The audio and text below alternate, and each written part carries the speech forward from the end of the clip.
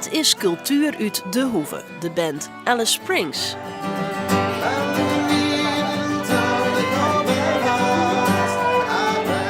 De inwoners van De Hoeve weten het zeker. Ze wonen in een prachtig dorp dat volle meer aandacht verdient dan nou het geval is. Het is hier heel gezellig en er zijn altijd leuke activiteiten te doen. Alles wat wij hier doen, doen we samen.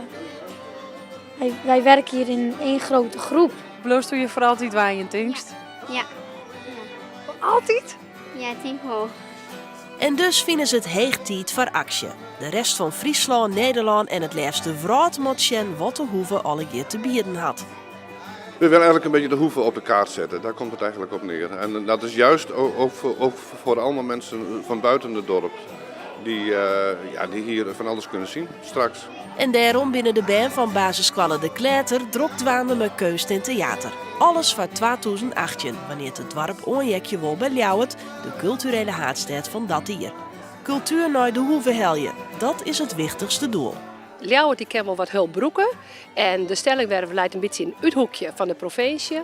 Soms had de provincie het gevoel dat de stellingwerven me net bijjaren wil, maar dat willen we wel heel graag. Dus we zijn, wist wat, wij bieden dus hulp aan en zullen zien dat De Hoeve daar wat extra bijbrengen kan. Ook een voordeel voor de organisatie van Culturele Haardstad 2018, denken ze hier. Ik denk dat wij heel goed zien kennen dat wij de stukken van de provincie die het Ljouwert net al behappen kent, zeg maar, die kennen wij hier in het Lieds en we kunnen uitdragen dat er een hele sterke gemeenschap hier leeft. En ik denk dat Ljouwert er nog wel wat van leren kan.